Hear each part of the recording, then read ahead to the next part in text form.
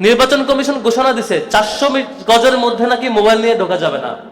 আমরা আজকে ঘোষণা দিয়েছি যদি আজকের মধ্যে সিদ্ধান্ত বাতিল করা না হয় আগামীকাল নির্বাচন কমিশন ঘেরাও হবে। আমরা এই সিদ্ধান্ত মানি না। আমরা তরুণরা যারা 24 এনে দিয়েছি রক্তের মধ্য দিয়ে জীবনের বিনিময়ে, আমরা তরুণরা জীবনের প্রথম ভোট হাসতে হাসতে যেয়ে দিব, ভিডিও করব, সেলফি করব, মোবাইল নিয়ে যাব, কেউ লুটপাট করলে তারে ঠেকাবো ইনশাল্লাহ, তাই না?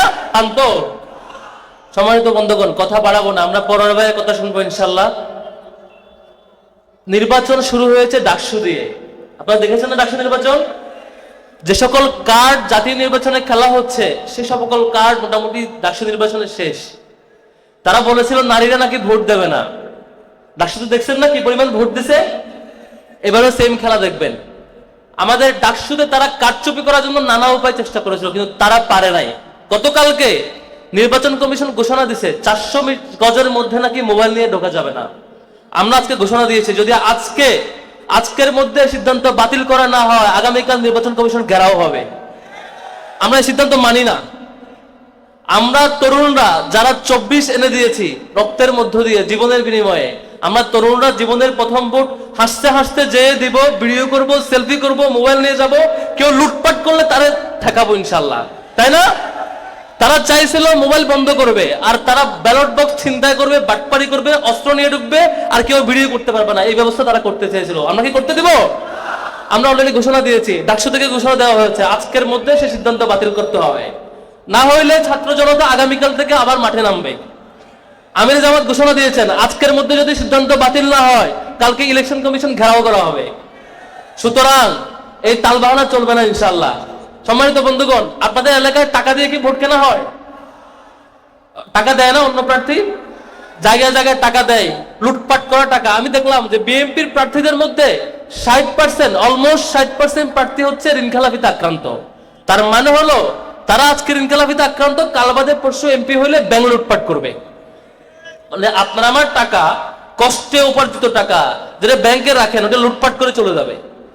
এই যে এই দুরবস্থার মধ্যে এখন অলরেডি ঋণখেলাপি কেন হয়েছে, 4-5 থেকে টাকা মারছে, টাকা খাইছে, সেগুলো এখন জায়গায় জায়গায় বন্টন করছে, কারো 1000, 2000, 5000, 10,000। তবে ডাকসুর এক্সপেরিয়েন্স হচ্ছে এই টাকা দিয়ে খাওয়ায়া লোকজনদের কনভিন্স করার চেষ্টা করলো, জনগণ কিন্তু জায়গা মতোই ভোট দেবে। ওই যতই খাওয়ান ভোট কিন্তু আপনারা দিবে না। মিষ্টি মিষ্টি হাসবে আর খাবে, আপনার পিছনে কিছুক্ষণ যাবে, পিছনে এসে বলবে জায়গা মতো ভোট দেবো ঠিক মতো, তাই না? এই অঞ্চলের মানুষও তাই করবে। যাই খাওয়ান না কেন দিন শেষে 12 তারিখ দেখবেন ভোট কিন্তু দাঁড়িপাল্লাই পড়বে ইনশাআল্লাহ। সম্মানিত বন্ধুগণ, তারা গত এই যে জুলাইয়ের সময়টা পার হওয়ার পর আমরা আশা করেছিলাম এবার বোধহয় উল্টাপাল্টা আর দেখবো না, এবার বোধহয় মারামারি দেখবো না। পরে হিসাব করে দেখলাম দুনিয়াতে পুরো বাংলাদেশে যত মারামারি হয়েছে, যত সংঘাত হয়েছে, তার মধ্যে 91 ভাগ মারামারি তারা একাই করছে। একটা দল একা মিলে পুরো দেশের মারামারি 90 ভাগের বেশি মারামারি তারা করছে। বুঝেন ব্যাপার? তারপরে দেখেন এই যে আমরা আশা করছি এবার বোধহয় ভালো সমাজ হবে, সুন্দর কিছু হবে। আমরা দেখলাম এই যে আমাদের আশপাশে ব্যবসায়ীদের দোকান আছে না, প্রত্যেকটা দোকান থেকে তারা চাঁদা নাই, আবার হুমকি দেয় যদি এই চাঁদার খবর বাইরে যায় তাহলে মাইরে ফেলবে। ঢাকায় দেখছেন না প্রকাশ্যে দিবালোকে পাথর মেরে একজনকে হত্যা করছে। এই সংবাদ যখন মিডিয়ায় আসছে ওই সাংবাদিকের চাকরি চলে গেছে। এই হচ্ছে ফ্যাসিবাদের ভয়াল রূপ। সম্মানিত প্রবীণ মুরব্বীরা, আপনারা একটু বোঝার চেষ্টা করবেন, এবার একটা ঐতিহাসিক সময়। এই 12ই ফেব্রুয়ারি এটা আবেগের আর হাসি ঠাট্টার দিন না, একটা ঐতিহাসিক সময়। এবার যদি আমি ভুল করি, আপনি যদি ভুল করেন, আপনার অনাগত সন্তানের জন্য, আপনার যুবক ছেলের জন্য, আপনার বাড়িতে থাকা পিচ্ছি মেয়ের জন্য, আপনার পরিবারের সদস্যদের জন্য যে নিরাপদ বাংলাদেশ গড়বার কথা ছিল, আপনার ভুলের কারণে, আপনার সঠিক সিদ্ধান্ত নেওয়ার কারণে আপনি কবরে যাওয়ার আগে প্রবীণ বয়সে একটা ভুল লোকের হাতে দেশটা দিয়ে চলে যাচ্ছেন। যে যুবক, টকবকে যুবক আছেন, তাকে বলছি আমি আপনি জুলাই এনে দিয়েছি রক্তের বিনিময়ে। আজকে যদি ভুল করি, আগামী 12 তারিখ ভুল করি, আজীবন আমাদের পস্তানো লাগবে। সুতরাং যে যুবকেরা গত জুলাইয়ে গুলির মুখে পিঠ দেয় নাই, বুক দিয়ে জীবনের গুলি নিয়ে জীবন দিয়ে দিয়েছে, তারা আগামী 12 তারিখ কোনো ছিনতাইকারীকে ভোট দেবে না ইনশাআল্লাহ, তাই তো? তারপর দেখেন আমরা ভাবছিলাম যে বিএনপি বোধহয় এবার অন্তত তারেক রহমান আসার পরে চেঞ্জ হবে। আমি পার্সোনালি মনে করছিলাম তারেক রহমান খুব ভালো লোক হবেন, আলাদিনের চেলা নিয়ে আসছেন বোধহয়, কিছুটা চেঞ্জ করবে। তারা আসা মাত্রই শেরপুরে দেখছেন জামাতের উপজেলা সেক্রেটারি তাকে হত্যা করছে, দেখছেন আপনারা, প্রকাশ্যে দিবালোকে হত্যা করছে। তারপর তিনি জায়গায় জায়গায় জায়গায় জায়গায় বড় বড় ডিজাস্টার করে ফেলছেন। আমরা অলরেডি হতাশ হয়ে গেছি। আমরা বুঝছি যে বিএনপি গত 15 বছর আমাদের সাথে ছিল, আমরা মনে করছিলাম 15 বছর আমাদের সাথে থেকে অন্তত কিছু শিখছে, দুর্নীতি বোধহয় ছাড়বে, বাটপারে বোধহয় ছাড়বে, আগে যে বাংলাদেশ দুর্নীতিতে চ্যাম্পিয়ন হয়েছিল এবার বোধহয় করবে না, এরকম মনে করছিলাম। পরে ভুল বুঝতে পারছি, তাদেরকে দিয়ে আর হবে না। তারা আগে যেই লাউ ছিল সেই কদুই, কোনো চেঞ্জ আর তারা হয় নাই। আমরা এবার 12 তারিখ সিদ্ধান্ত নিব ইনশাল্লাহ। দুইটা সিদ্ধান্ত। নাম্বার 1 সিদ্ধান্ত হবে, আমরা গণভোটে কোন ভোট দেব? হ্যাঁ ভোট। এই হ্যাঁ ভোটকে তারেক রহমান ভয় পায়, এই জন্য 2 মাস পরে এসে একটু করে মিনমিন সুরে বলছে আপনারা হ্যাঁতে ভোট দিয়েন, আর বলে না, ওই একবারেই বলছে। তারা হ্যাঁ ভোটকে ভয় পায়। আমরা এবার হ্যাঁ ভোট দিয়ে দেখাবো এই বাংলাদেশে আর কখনো ফ্যাসিবাদ আসতে পারবে না ইনশাআল্লাহ।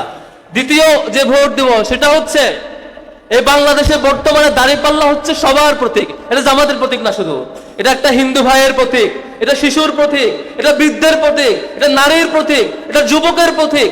সকল মত, দল মত, ধর্ম বর্ণ নির্বিশেষে সকল মতের মানুষের প্রতীক কি এবার দাঁড়িপাল্লা। শুধু নিজে ভোট দিলে হবে না ভাই, এবার দায়িত্ব অনেক বড় আপনাদের। 3টা দায়িত্ব। 1 নম্বর দায়িত্ব হচ্ছে ভোট কেন্দ্রে টাইমলি যাবেন, নিজে ভোট দেবেন। 2 নম্বর দায়িত্ব হচ্ছে আগামী যে কদিন সময় পাবেন নিজের আত্মীয় স্বজন, বন্ধু বান্ধব, ব্যবসায়ী সার্কেল অথবা আপনার কলিগ, যত পরিচিত সার্কেল আছে সব সার্কেলে একটা জায়গায় মেসেজ পৌঁছাবেন, ভাই এবার ভুল করা যাবে না। আমরা আর চাই না আমাদের দেশ দুর্নীতিতে চ্যাম্পিয়ন হোক, আমরা আর চাই না দেশটা ধ্বংস হোক, এবার সঠিক সিদ্ধান্ত না লাগবে। এই মেসেজ সবার কাছে পৌঁছাতে পারবো তো আমরা? তৃতীয় যে দায়িত্ব সেটা হচ্ছে, তারা নাকি এবার মারামারি করে তাদের নেতারা বলছে যে আমরা এতজনকে খুন করছি, তারা প্রকাশ্যে বলছে এতজনকে খুন করছি, এত মারামারি করছে। তার মানে হলো ভোট কেন্দ্রে নাকি আমরা গেলে তারা নাকি আমাদেরকে ঠেকাবে এবং ভোট লুটপাট করবে। আমরা কি হইতে দিব? যতই মারামারি করো আর 250 খুন করে প্রমাণ করো, কিন্তু ভোটের দিন আমরা হাত ভেঙে দিব যদি ভোট ভাঙতে চাই ইনশাআল্লাহ। ভোট যদি নিতে চায়, চিন্তা করতে চায়, ওই হাত অস্তিত্ব থাকবে না সেখানে। আমরা পারবো তো? আমরা ঠেকাবো তাদেরকে। সম্মানিত বন্ধুগণ, আমির জামাত ঘোষণা দিয়েছেন, 2টা ঐতিহাসিক ঘোষণা দিয়েছেন। একটা হচ্ছে আমার টাকা আমার হিসেব। এটার মানে হইলো আপনার যদি জামাত ক্ষমতায় যায় এই সিস্টেম চালু হবে। আপনার মোবাইলে একটা অ্যাপ থাকবে, অ্যাপে ঢুকলেই আপনার কোন ব্রিজের বাজেট কত, কোন স্কুলের বাজেট কত, কোন কালভার্টের বাজেট কত, কোথায় কত টাকার বাজেট দেওয়া হয়েছে সব মোবাইলে দেখতে পারবেন। তো আপনার এলাকার কি যে এমপি হবে, চেয়ারম্যান হবে, মেম্বার হবে, সে কি বাটপারি করতে পারবে? পারবে না। ওই দুর্নীতিতে চ্যাম্পিয়ন হওয়ার দিন শেষ। 1 থেকে 5 সাল পর্যন্ত আমাদের 2 জন মন্ত্রী কোনো দুর্নীতি করে নাই, তারা একা এমন দুর্নীতি করছে মোটামুটি চ্যাম্পিয়ন হয়ে গেছে বাংলাদেশ। এবার আমি জামাত ঘোষণা দিচ্ছে, জামাত যদি ক্ষমতায় যায় এমন সিস্টেম করবে তাদের যে কজন এমপি থাকবে তারা ওই লুটপাট আর করতে পারবে না।